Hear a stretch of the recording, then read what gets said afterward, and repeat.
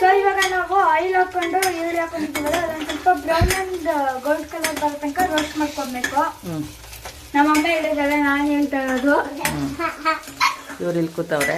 ಮೆಣಸಿನ್ಕಾಯಿ ಹಾಕೋಣ. ಬೆಳ್ಳುಳ್ಳಿ ಹಾಕು ಒಂದು ಸ್ವಲ್ಪ. ಒಂದಿಷ್ಟು ಸಾಕು. ಸೊ ನಾವು ಒಂದು ಸ್ವಲ್ಪ ಬೆಳ್ಳುಳ್ಳಿ ಹಾಕೊಳ್ತಾ ಇದೀವಿ. ಹಾಕು. ಬಾಡಿಗೆ ಮೆಣಸಿನ್ಕಾಯಿ ಹಾಕು. ಹಂಗೆ ಹಾಕೋದೆ ಬಾಡಿಗೆ ಮೆಣಸಿನ್ಕಾಯಿ ಹಾಕೋಣ. ಸೊ ನಾವಿವಾಗ ಒಂದು ಸ್ವಲ್ಪ ಶುಂಠಿ ಹಾಕೊಳ್ತಾ ಇದೀವಿ. ನೀವು ನಮ್ಮ ವಿಡಿಯೋ ನೋಡಿರ್ತೀರಾ, ಅವಾಗ ನಾನು ವೆಜಿಟೇಬಲ್ಸ್ ಎಲ್ಲ ಹಿಂಗೆ ನಾನು ಇದು ಮಾಡೋದು, ಫ್ರೈ ಮಾಡೋದು. ಹೌದಾ? ನೀವ್ಯಾಕೆ ಬಂದಿದ್ದೀರಾ ಪಿಳ್ಳೆ ಇಲ್ಲಿಗೆ?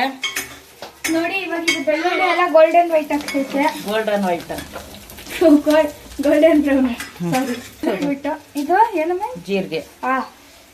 ಗೊತ್ತಾ? ಜೀರಿಗೆ ಹಾಕೋಣ.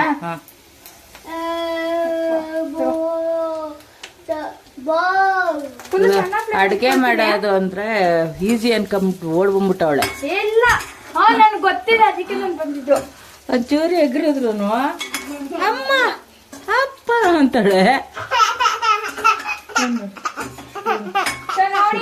ಕಂಪ್ಲೀಟ್ ಆಗಿ ಹೇಳ್ತೀನಿ ಇಲ್ಲಿ ಏನೇನಿದೆ ಅಂತ. ಹೇಳಿ. ಬಾಡಿಗೆ ಮೆಣಸಿನ್ಕಾಯಿ, ಬೆಳ್ಳುಳ್ಳಿ, ಆಮೇಲೆ ಈರುಳ್ಳಿ, ಆಮೇಲೆ ಸ್ವಲ್ಪ ಜೀರಿಗೆ, ಶುಂಠಿ, ಇದಿಷ್ಟಿದೆ. ಇದನ್ನ ರೋಸ್ಟ್ ಮಾಡೋಣ. ಇವತ್ತು ಈ ಬ್ಲಾಗ್ ಅಲ್ಲಿ ನಮ್ಮಮ್ಮ ಬರೀ ಮಾತಾಡೋದು ಮಾತ್ರ ಮಾಡ್ತಾರೆ, ನಾನು ಅಡ್ಗೆ ಮಾಡ್ತೀನಿ. ಮಾಡ್ತಾಳೆ ಅಡ್ಗೆ. ಹಿಂದೆ ಬ್ಯಾಕ್ ಗ್ರೌಂಡ್ ಅಲ್ಲಿ ತಿರ್ಸ್ಕೊಂಡ್ ಮಾತಾಡಿ.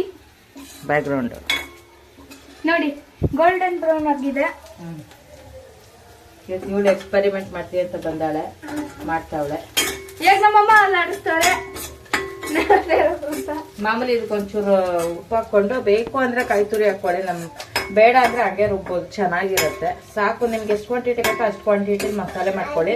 ನಮಗ್ ಸ್ವಲ್ಪನೇ ಬ್ಯಾಟರ್ ಇರೋದು, ಹಾಗಾಗಿ ಒಂದ್ 4 ದೋಸೆಗೆ ಮಾಡ್ಕೊತೀನಿ ಅಷ್ಟೇ.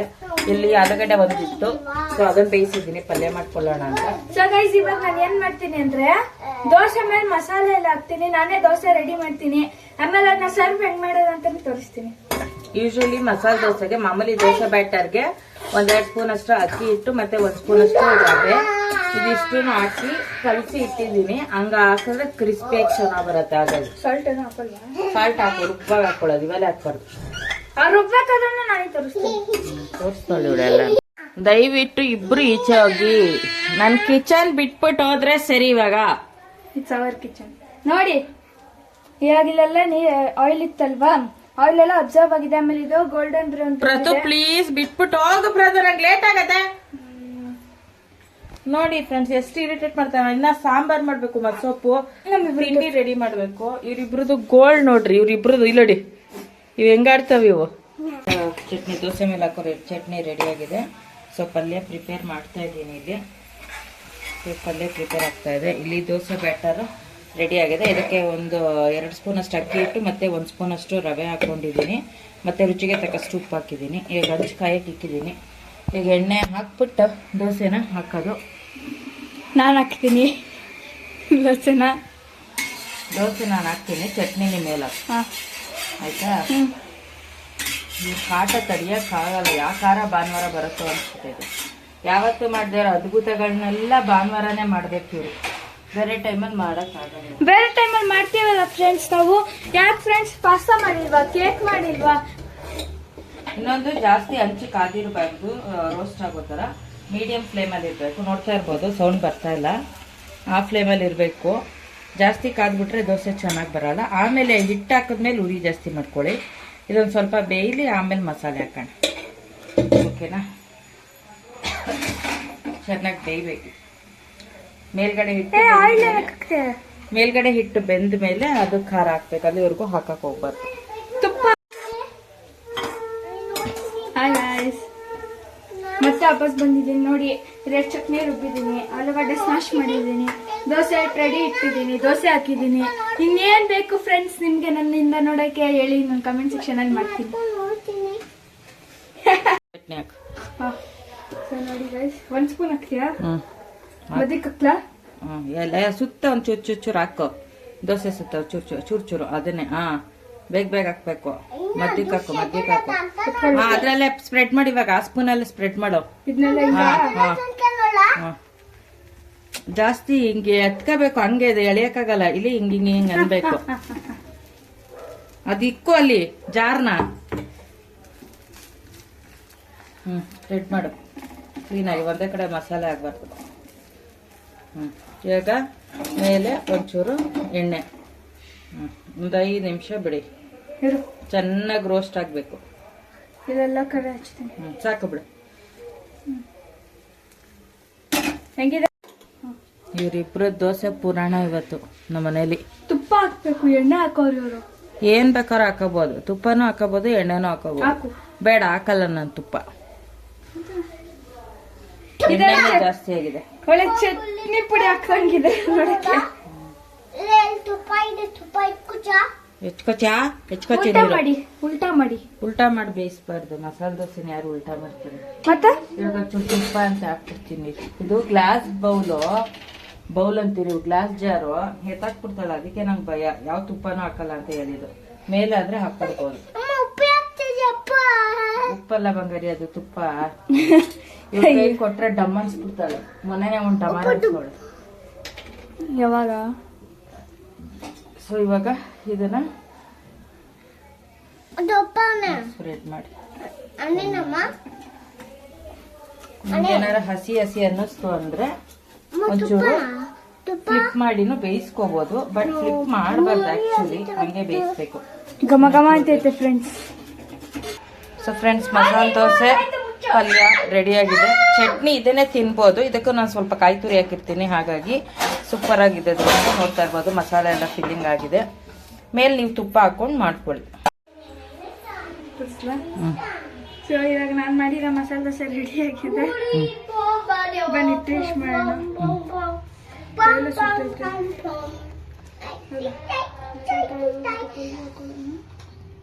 ಜೋರಾಗಿ ಮಾತಾಡೋ. ಓಕೆ, ತಿನ್ನೋಣ ಬನ್ನಿ ಗೈಸ್. ಹಾಕೊಡ್ತೀನಿ ಕಂದ, ನಿಂಗೂ ಹಾಕೊಡ್ತೀನಿ. ಅಕ್ಕ ರಿವ್ಯೂ ಕೊಡ್ತಾವಳಷ್ಟೇ. ತುಪ್ಪ ಹಾಕಿದೀನಿ ಕಂದ, ಎಲ್ಲದಕ್ಕೂ ತುಪ್ಪ ಹಾಕಿದೀನಿ.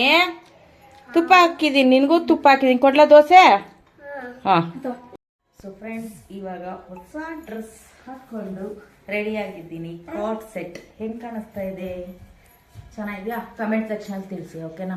ಇವಾಗ ಡೆಕೆತ್ಲೋನ ಕರ್ಕೊಂಡು ಹೋಗ್ತಾ ಇದ್ದಾರೆ ನಮ್ಮ ಯಜಮಾನ್ರು. ಓ ಹಾಯ್ ಅನಿ ಯಜಮಾನ್ರೆ. ಅವ್ರ ಟ್ರಿಪ್ಗೆ ಹೋಗಿ ಅಲ್ಲ, ಈ ರೆಸಾರ್ಟ್ಗೆಲ್ಲ ಹೋಗಿ ಚೆನ್ನಾಗಿ ದುಡ್ಡೆಲ್ಲ ಖಾಲಿ ಮಾಡ್ಕೊಂಡು ಬಂದಿದ್ದಾರೆ. ನಮಗ್ ಸುಮ್ಮನೆ ಮೇಲ್ ತಿಪ್ಪೆ ತರ್ಸಕ್ಕೆ ಕರ್ಕೊಂಡು ಹೋಗ್ತಾ ಇರೋದಷ್ಟೇ. ಅಲ್ಲೋಗಿ ಏನಿಲ್ಲ ಫ್ರೆಂಡ್ಸ್, ಅವ್ರಿಗೆ ಹೊಟ್ಟೆ ಖುಷಿ ಆಗಿದೆ, ಅದಕ್ಕೆ ಹೊಟ್ಟೆ ಉರಿಯೋದಕ್ಕೆ ಕರ್ಕೊಂಡು ಹೋಗ್ತಾ ಇದ್ದೀನಿ ಅಷ್ಟೇ. ಹೊಟ್ಟೆ ಉರಿಯೋದಕ್ಕೆ ಕರ್ಕೊಂಡು ಹೋಯ್ತು ಅವರಂತೆ. ಒಂದು ಸ್ವಲ್ಪ ಟೀ ಶರ್ಟ್ಸ್ ಬೇಕಿತ್ತು ನನಗೆ. ನಾನು ಟೀ ಶರ್ಟ್ಸ್ ಎಲ್ಲ ನನ್ನ ಮಗಳು ಹಾಕೊಂಡು ಹಾಳು ಮಾಡಿದ್ದಾಳೆ, ಹಾಗಾಗಿ ಟೀ ಶರ್ಟ್ಸ್ ತಗೊಳ್ಳಿ ಅಂತ ಹೇಳಿದ್ದೀನಿ. ಇವರು ಟೀ ಶರ್ಟ್ ಟೈಟ್ ಅಂತೆಲ್ಲ ತಗೊಂಡು ಹಾಕೊಂಡ್ಬಿಟ್ಟು ಕೊಟ್ಬಿಟ್ಟು ಅವ್ರ ಟೀ ಶರ್ಟ್ ನೆಲ್ಲ ನಾನೇ ಹಾಕೊಂಡ್ಬಿಟ್ನಂತೆ. ಆಯ್ತು, 2 minutes ಬಂತು 1 minute. ಸೊ ನನ್ನ ಕಾಸ್ಟ್ಯೂಮ್ ಹಿಂಗಿದೆ ಗೈಸ್. ಬ್ಯಾಗಿ ಪ್ಯಾಂಟ್ಸ್, ಶೂಸ್ ಹಾಕೊಳ್ತೀನಿ, ಪರ್ಪಲ್ ಶೂಸ್. ಇವಾಗ ಹಾಕಿ ಹುಡಿಕೊಂಡು ಕೂತ್ಕೊ. ಆಟ ಬಂತು ಆಲ್ರೆಡಿ. ಇದು ಪಿಳ್ಳೆ ನೋಡಿ, ಪಿಳ್ಳೆ. ಅಲ್ಲಿ ಸ್ಕೇಟ್ ಬೋರ್ಡ್ ಎಲ್ಲ ಇರುತ್ತೆ, ಟ್ರೈಯಲ್ಗೆ ತೋರಿಸ್ತೀನಿ ಬನ್ನಿ. ನಂಗೆ ಗೊತ್ತಿಲ್ಲ, ಯಾರೋ ಒಂದು ಕಾಲು ಹಾಕಾಕ್ಬಿಟ್ಟೈತೆ. ಬಟನ್ ಒತ್ತಿದ ತಕ್ಷಣ ಕಾಲ ಹತ್ರ ಹಿಂಗೆ ತಿಳ್ಕೋಯ್ತು ಮಮ್ಮಿ. ಹೇಳು, ನಾನ್ ಕಾಣಿಸಿಲ್ಲ. ಹೋಗಿ ಹಿಂದಕ್ಕೆ ಹೋಗೋ. ಅದೇನದು ಹಂಗೆ ಮಾಡ್ತಾನೆ ಇರೋದು, ಅಸಹ್ಯ. ಸೊ ನೋಡಿ ಗೈಸ್, ನಾನು ಡೆಟಾಕ್ಲಾನಿಂದ ಒಂದು ಸ್ಕಿಪ್ಪಿಂಗ್ ರಫ್ ಇಟ್ಕೊಂಡಿದ್ದೀನಿ. ನನ್ನ ಅಮ್ಮ ಏನು ಇಟ್ಕೊಂಡಿದ್ದಾನೋ ಅದೇನೋ ಮಸಾಜ್ ಮಾಡೋದು. ಅದನ್ನ ಇಟ್ಕೊಂಡಿದ್ದ. ಈಗ ಅವರು ಅಲ್ಲೆಲ್ಲ ಟ್ರೈ ಮಾಡ್ತಿರ್ತಾರೆ ನೋಡಿ. ನೀವು ಶೂ ನೋಡೋಕಿ.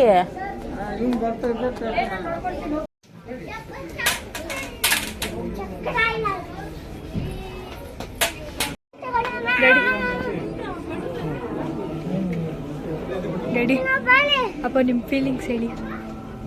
ಪ್ರೆಷರ್ ಕೊಡ್ತಾರೆ.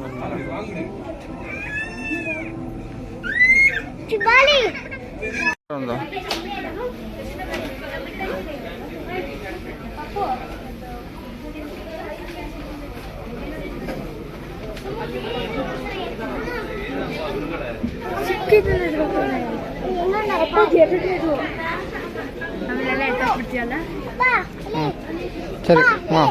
ಅಪ್ಪ, ನಾನು ಅಲ್ಲಿ ಸೈಕಲ್ ಟ್ರೈಲ್ ಮಾಡ್ತಿರ್ತೀನಿ. ಅಪ್ಪ ಬರ್ತೀಯಾ? ತೋರಿಸ್ತೀನಿ ಬನ್ನಿ.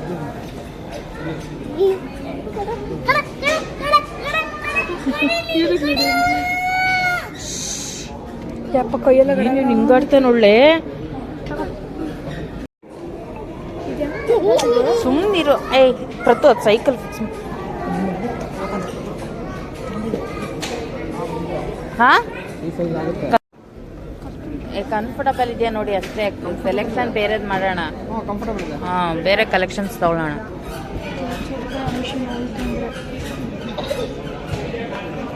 ಇದು ಚೆನ್ನಾಗಿದೆಲ್ಲ ಕಲರ್. ಅದೇ ಕಲರ್ ತಗೊಳ್ಳೋಣವಾ? ಅದನ್ನ ಹಾಕೊಂಡ್ಬಿಡು ಇಲ್ಲಿ. ಇವ್ ನೋಡಿ ಕೈ ಮಾಡು ಅಲ್ಲಿದೆಲ್ಲ ಮುಂದೆ ಮಾಡು ಅಲ್ಲಿ ಕೈ ಮಾಡು. ಬ್ಲೂ ನಂಗೆ ಕೈಗೆ ಮಾಡು ಮಾಡು. ಕಡೆಯಲ್ಲಿ ನಾನು ಸ್ವಲ್ಪ ತಿಳ್ಕೊಳ್ತೀನಿ.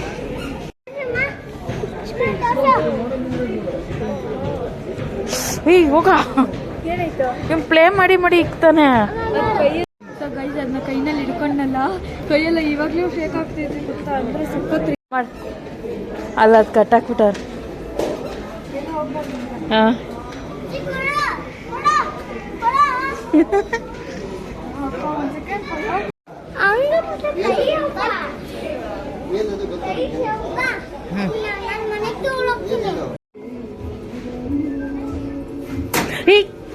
ಪ್ರತು ಅಲ್ಲೋಗಲ್ಲ ಅಕ್ಕ ಟೆಂಟಲ್ಲಿ ಕೂರ್ತಾಳೆ ಅಂತ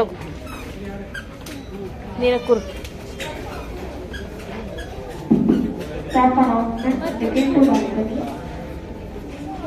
ಹಾಂ ಬಾ ಮುಂದಕ್ಕೆ ಬಾ, ಬನ್ನಿ ಹೋಗೋಣ.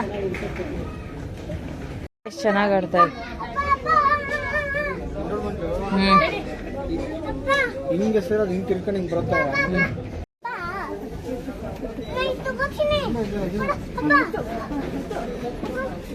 ಹಾಂ ತಗೋ, ಯಾವ್ದು ಬೇಕು?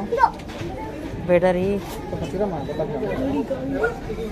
ಡಂಬಲ್ಸ್ ಎತ್ತವಳು ಇವಳು, ಡಂಬಲ್ಸ್. ಅಯ್ಯೋ ಮೊನ್ನೆ ಬ್ಯಾಡ್ಮಿಂಟನ್ ಎತ್ಕೊಂಡ್ಬಿಟ್ಟು ಮಲ್ಕೊಂಬಿಟ್ಟವನೆ. ಏನೋ ಮಲ್ಕೊಂಬಿಟ್ಟು ಅಂತ ನಾನು ಏನ್ ಸೌಂಡು ಅಂತೀನಿ.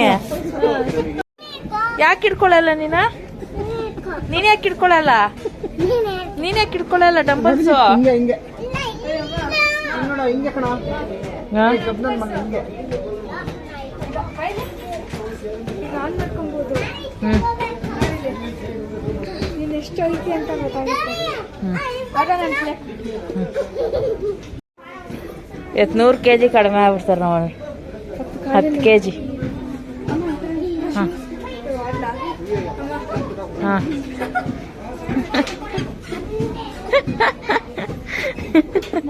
ಹಾಂ ಏಜ್ ಇರ್ಬೇಕು ಕಣೆ ಅದಕ್ಕೆ. ಜಂಪ್ ಮಾಡ